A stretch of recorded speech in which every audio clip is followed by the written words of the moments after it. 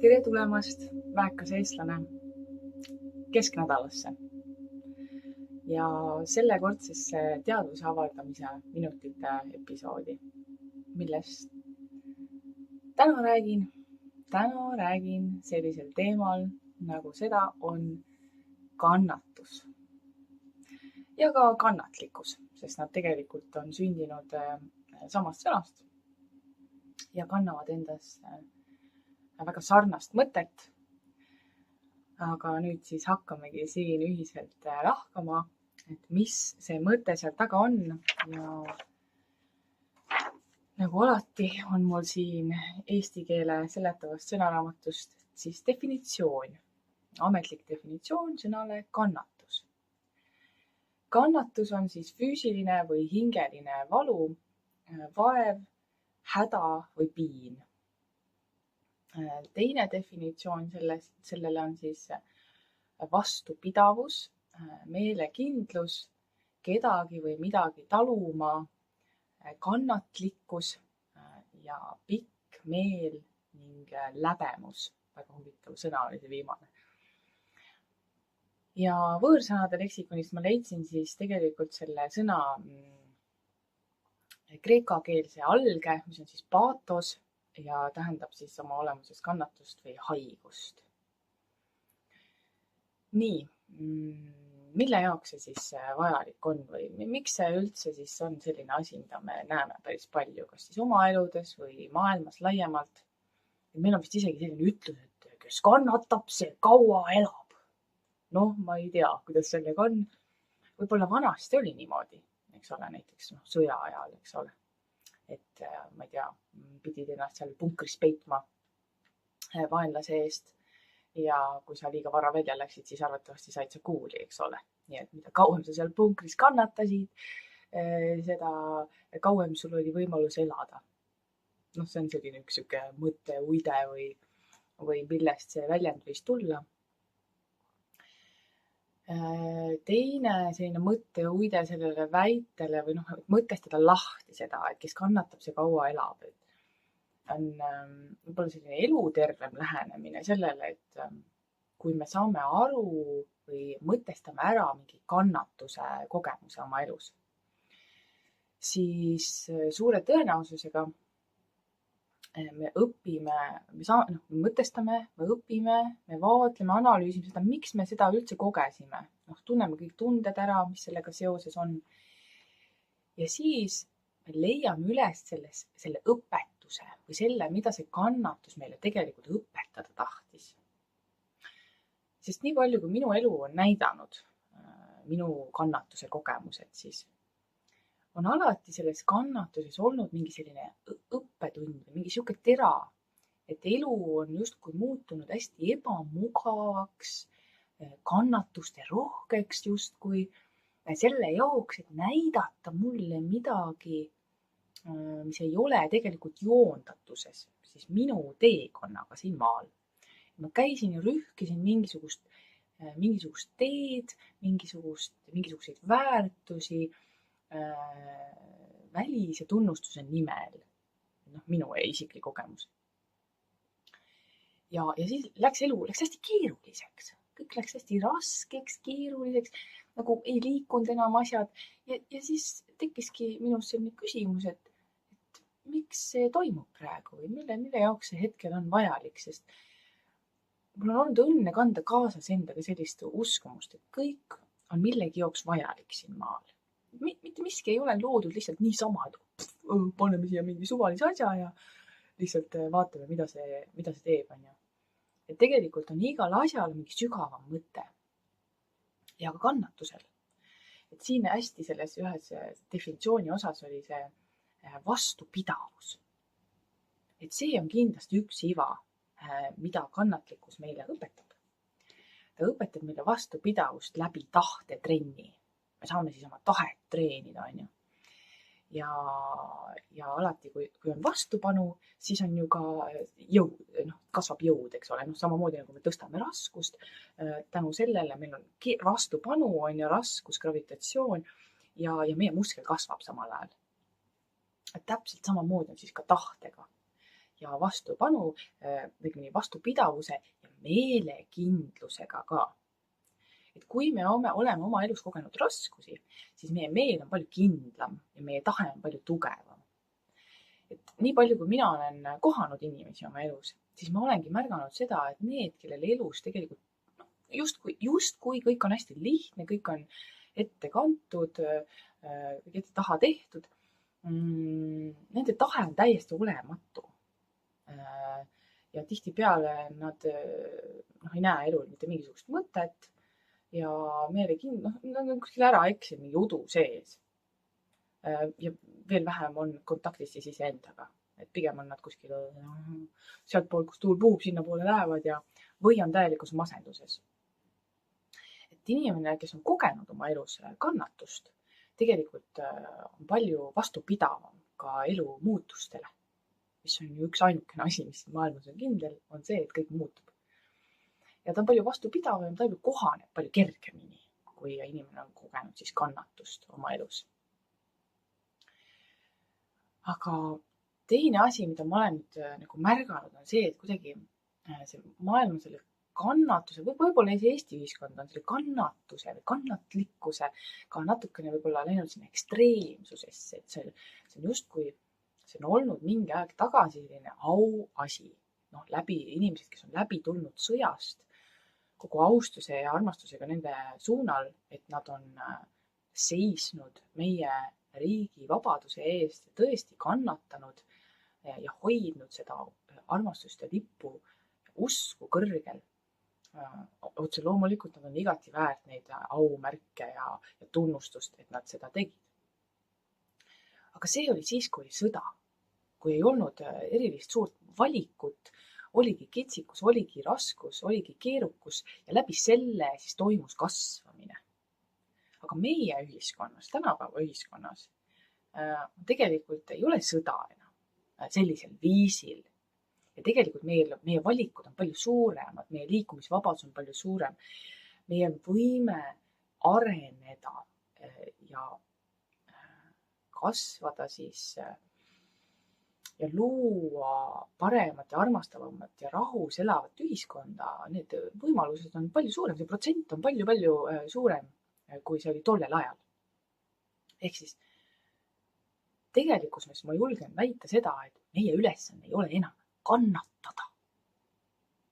Kannatame veel ära, et sellega võib väga üle võlli ka minna, et kohas, kus tegelikult on vaja suu lahti teha, sest on jube ebamugav.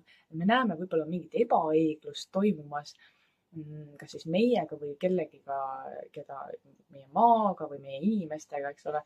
Et ei kannatame ikka ära. Eestlane on ikka eluaeg kannatanud, et see orja mentaliteet, mida me ikka veel kanname siis läbi selle kannatuse. Aga kannatame. Kus asi, kes kannatab, see kaua elab. No jälle see, eks ole, et mis on oluline, kas oluline on kvaliteet või kvantiteet, on ju? Kas elu kvaliteet on oluline või on see, et jube pikalt elaks. Ja tegelikult me elamegi pikalt, kui me saame üks hetk aru, et kannatus on valik ja hästi julge väljend, eks ole. Et tegelikult meil on võimalus valida, kas me tahame kannatada või me ei taha. Kannatus, jah, elus tuleb keerukusi ette ja tegelikult on nadki mõeldud lihtsalt väljakutseteks, et me treeniksime siis oma tahet, oma meelekindlust ja vastupidavust. Aga pikale venitatud kannatus on lihtsalt tegelikult vabadus. Mitte võtta vastutust oma elu ja oma valikute ees, et justkui keegi teine kuskil vastutab minu elu eest. Ma kannatan siin natuke edasi veel ja keegi tuleb kuskil äkki ja päästab mind sellest kannatusest. Ja sellega me jõuamegi sellisesse kohta, et tegelikult oma olemuses kannatus tugineb sellisele alateadlikule uskumusele, et keegi teine tuleb ja päästab mind ära.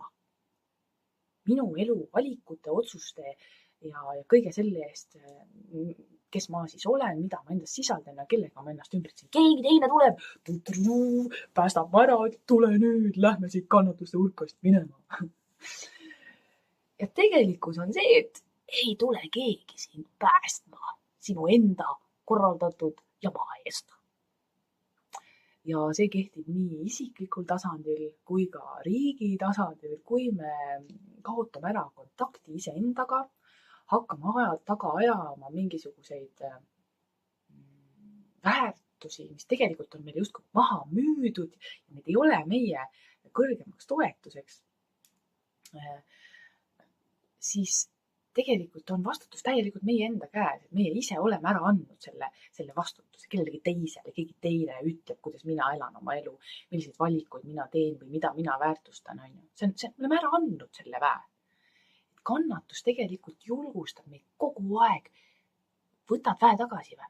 Kas sa võtad väe oma elu eest tagasi? Kas sa võtad vastutuse oma elu eest tagasi? Kas sa teed valikuid selle järgi, mida ütleb sinu sisetunne või sa teed valikuid selle järgi, mida keegi kuskil soovitab või mõtleb või ütleb? Absoluutselt tasub ju kuulata ja vestelda inimestega ja vaadata teisi perspektiive. Aga kas me saame lähtuda oma elu otsustes ja valikutes ja väärtustes puhtalt teiste arvamusele? Kindlasti mitte. Ja kui me seda teeme, siis me juba oleme justkui häälest ära, tasakaalust väljas, sest meie sisemine kompass on see ainukene õige suuna näitaja. Ja otse loomulikult see kompass lähebki paigast ära, kui me kaotame ühenduse loodusega ja sellega, mis päriselt siin maal on oluline. Ja hakkame mingisuguseid jälle maha müüdud väärtusi ja rikkusi taga ajama. Näed, kui mul see on, siis ma tunnen ennast kohe hästi ja siis ma ei kannata enam. Ei, tegelikult kannatus võib siin ja praegu kohe ära lõppeda. Lihtsalt ühe valikuga. Et tänasest päevast alates ma valin iseennast.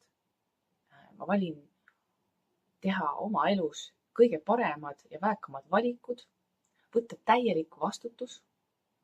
Et see ongi ka see oma vastutuse puudumine, miks inimesed oi, ma pigem ikka kannatan siin, sest keegi jälle ju oma vastutust ei ole ja selle kohta on ka teadusavardamise minutites üks episood oma vastutusest. Vaata seda, kui see teema sulle natuke võõras on. See oma vastutus, et iga ühe elu on tema enda vastutus. Nii indiviidi tasandil, riigi tasandil ja ka maailma tasandil tegelikult, aga kõik hakkab ikkagi kodust pihta, sellest kodust, see tempel, mis meil siin on, mille üle igaüks siis valitseb. Ja oluline on tegelikult, et see väide, et kes kannatab, see kaua elab, kehtib ainult siis, kui me suudame mõtestada kannatust. Ehk siis mille jaoks see oli vajalik, mida see meile tuli õpetama, et see protsess on see, et ma kogen midagi, mis tekitab mulle kannatust, valu, piina, mida iganes, ebameeldivust.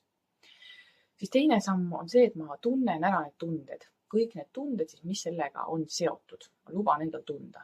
Tihtipeale enamus ühiskonnast jookseb selles kohas juba kokku, sest meid on õpetatud kuidagi et mingid tunded on halvad ja mingid tunded on head.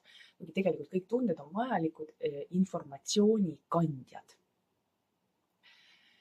Ja kui need tunded on tuntud, lubatud siis läbi kogeda, viha, raskuse, leina, pahameele, ebaõigluse tunde, kõik ja nii edasi, siis see tegelikult, kui sa lubad neid tunnetel siis enda sees või kui sa lubad endal kogeda neid tundeid, siis järgmine samm saabki olla analüüs. Et me hakkame vaatama seda situatsiooni, tunnistame endale, et mis oli meie roll selles situatsioonis. Sest alati igas asjas on 50-50, eks ole, 50-50. Et alati on mingisugune meie poole sisend, et tegelikult see kannatus sai tekkida üldse. Kas siis otseselt või kaudselt. Et me ei ole siin tegelikult üldse eraldi. Ja tasub siis küsidagi endalt, et miks see juhtus, et siis mis sõnumid see endas kannab, mida see mulle siis õpetada tahtis, eks ole, on siis see kolmas küsimus. Mida see tahtis mulle õpetada praegu, see kogemus, mida mul oli vaja siit kaasa võtta? Et näiteks mina olin kunagi äärmiselt halb piiride kehtestaja. või noh, halb. Ei olnud see minu oskuste pagasis, sest ma tundsin, et mul on vaja olla meele järgi, kuskilt mingit tunnustust otsida, millegi, kanda mingit ühiskondlikku, sobilikku maski, käia ringi, jah, ma nüüd selline pean olema justkui, sest siis mind võetakse vastu. Ja seetõttu ka ma ei kehtestanud eluterveid piire, ei austanud oma vajadusi, ei teadnudki nendest üldse midagi. Ja siis ma kogesin kannatust, siis lähisuhtes tegelikult sellist kogemust, kus minu piirist kogu aeg sõideti üle nagu traktoriga. Kogu aeg sõideti minu piiridest üle, ei austatud minu piire. Sest tegelikult alateadlikult ma ise ei austanud neid piire. Ma ei kehtestanud neid selgelt tegelikult ja ma ei jäänud kindlaks nendele, vaid ikka mõtlesin, okei, seekord, okei, las ta siis olla, ta niikuinii ei saa. Otsisin vabandusi justkui teise inimese käitumisele, et see on kuidagi õigustatud, sest mina vastutan tema käitumise eest. Väga tagurpidi tegelikult väga paljud elavad meis ka meie ühiskonnas sellistes lähisuhetes ja lubavad endaga siis lugupidamatult käituda. Ja tänu sellele kogemusele, tänu sellele kannatusele siis tegelikult ma õppisingi kehtestama väga selgeid piire, armastavalt, austavalt nii enda kui ka teise inimese suunal ja hoidma neid piire. Sest see on väga-väga oluline, see isikliku ruumi ja isikliku piiri hoidmine, et me ei lubaks inimestel sõita üle nendest ja me ise ka ei sõidaks üle. Sest tegelikult, kui me ise sõidame üle oma piiridest, siis täpselt samamoodi teevad kõik need inimesed, kellega me kokku puutume. Ja siis me mõtleme, oi, miks see mulle tegi halba mulle. Aga tegelikult see algus hakkas sinu enda seest pihta. Kuidas sa kohtled iseennast? Kuidas sa räägid iseendaga? Kuidas sa hoiad iseennast? Kas sa pühendad endale hommikul esimese asjana endale aega? Või sa jooksed kohe kõiki teisi päästma ja tõmbad kohvi sisse ja kohe maailma päästma. Sest meil see päästjate ühiskond on, eks ole, kõik on supermannid, aga teiste jaoks, mitte enda jaoks. Et see ongi see, kuidas sa kohtled iseennast, on minu küsimus. Ja tegelikult, kui sa põhjustad kannatust iseendale, ennast mitte austades, siis sa kutsud ka ligi inimesed, kes peegeldavad sulle seda, mis sinu sees toimub, ehk siis põhjustavad sulle kannatust justkui. Tegelikult lihtsalt peegeldavad seda, mis sinu sees toimub. Et see on nüüd see omavastutuse koht ja julgus vaadata endale otsa. Kuule, et kus kohas oli see minu panus selles olukorras ja sest kõik on meie enda teha, kõik on valik. Ka see, kui sa lubad teisel inimesel endaga halvasti käituda, see on sinu valik sellel hetkel. Sul on võimalus seda mitte lubada. Ja kui sa seda lubad, siis ongi see juba sinu vastutus. Sa ei saa teist inimest kontrollida, aga sa saad väga hästi kontrollida seda eelmise nädala teema. Enesekontroll on ainuke tõeline kontroll. Ja kui me oleme siis selle olukorra ära analüüsinud, eks ole, kõik nendele küsimustele vastanud, siis otse loomulikult on oluline siis võtta see oma vastutus, teha paremaid valikuid, õppida sellest, mida see kannatus meile õpetas, kuhu ta meid suunas, millist kitsaskohta ta meile tegelikult meie elus näitas, mis tahaks saada rohkem tähelepanu selle jaoks, et me saaksime elada rõõmsat ja armastuses elu. Sest tegelikult tänapäeval, juba selles maailmas ja ajas ei ole meie ülesanne enam kannatada. Meie esivanemad kannatasid ära. Nende ülesanne oli ellu jääda. Kuidagi läbi selle sõja, läbi selle mingisuguse ego ja mängu ja mingi manipulatsiooni ja see kõik see tsirkus, mis seal praegu veel mõnel maal toimub ka. Eks ole. Neil oli vaja ellu jääda, aga meie ülesanne ei ole enam ellu jääda, sest meie jääme nagunii ellu. Meil on selle jaoks vahendid, võimalused kõik olemas. Meil on veel puhast õhku, meil on veel puhast vett, loodust. Hoiame seda otse loomulikult, eks ole, see on ka oma vastutuse koht. Enamus maailmas seda ei ole. Ja see ongi tõeline väärtus ja rikkus, mis tulevikus me näeme, saab palju olulisemaks kui ükski raha, paberikene või mündikene. Et inimesed hakkavad hoopis seda taga ajama, sest kuskil ei ole enam puhast vett, kuskil ei ole enam puhast õhku ega loodust. Et see on nüüd see koht, mida meil on veel ja meil on seda päris hästi veel. Et ja selle jaoks, et astuda tulevikku rikkana, hingelt ja väärtustelt rikkana, mis tegelikult kannab meid läbi ükskõik millisest kitsaskohast või keerukusest, siis on meil oluline võtta see vastutus ja astuda ja valik astuda välja kannatamisest. Sest tegelikult tänapäeva maailmas on see, et kes kannatab, see lihtsalt kaua kannatab. Nii et kui sa tahad kannatada, no palju õnne, kannata, aga siis ma ütlen sulle ka päris nii otse, et ära siis vingu ka. Siis istuge oma kannatuse hunniku otsas ja vaata, kaua sul seal istuda meeldib. Senikaua, kuni sa tõused püsti ja ütled, kuule, ma tegelikult vist ei taha enam, et ma teeks mingid teised valikud nüüd ja astuks kuskile teise suunda. Võtaks nagu oma väe ja vastutuse tagasi enda elu ees. Mis ma teen sellega, eks ole, kuidas on minu tervis, kus ma elan, mida ma söön, mida ma tarbin infona, eks ole. Millist panust ma siia ühiskonnale annan, kas ma lasen nagu ori, teen midagi, mis mulle üldse ei meeldi, või ma teen seda, mis minu süda kutsub tegema, mida ma tulingi siia tegema tegelikult, eks ole. Ja elan rõõmus ja armastuses, see on täiega võimalik ja see ongi reaalsus, aga see on reaalsus ainult neile, kes julgevad seda valida. Küsimus on valikutes, nagu ikka. Ja kannatlikkus on see teine sõna, mida ma tahtsin veel natukene lahata, et justkui ütleme, et kannata veel natukene, ütleme lapsele ja ma olen ise pannud tähele, et mingi aeg tagasi ma seda ütlesin, siis ma mõtlesin, ei, see ei ole, see kõlab nagu nii, kraapis kõrva. Siis ma võtsin, et oota natuke, siis ma võtsin jälle, et oota, aeg on pikk, siuke ütles, ei, see ka ei lähe. Ja siis ma jõudsin sellesse kohta, et ole kohal. Et kui laps on jälle, kuna me jõuame või kuna ma saan või, siis ma, armas laps, ole kohal. Ja ole sina ka kohal. On üks imeilus südamest tulnud soovitus. Õpi olema kohal igas hetkes ja mõista, et iga asi siin elus on millegi jaoks vajalik. Iga asi on millegi jaoks vajalik ja kannatus on valik, pikaajaline, välja venitatud kannatus on valik, eks ole. Ja tuleviku maailmas tegelikult pole üldse vaja kannatada. Oluline on tulla kohale sellesse hetke siin ja praegu ja hinnata iga päeva, iga sekundit oma elust ja ole tänulik selle eest.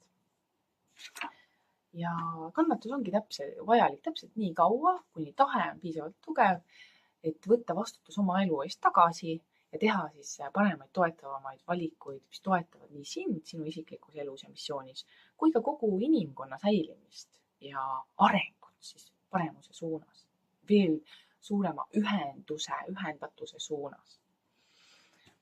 Ja lõppu ma loeksin ühe ilusa luuletuse Taani luuletaja poolt, mis on mulle oma märkmikusse kirjutatud mingi aeg tagasi.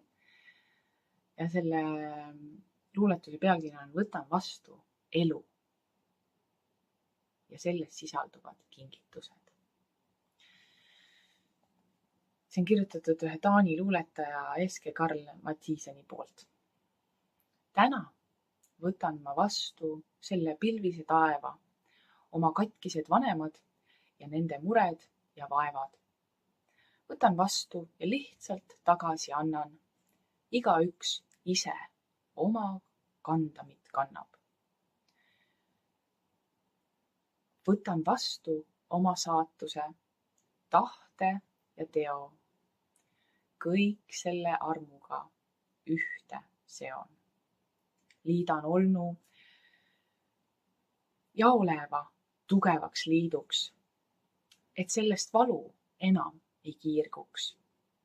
Täna võtan ma vastu selle pilvitu taeva ja tunnen, et elus ei olegi vaeva.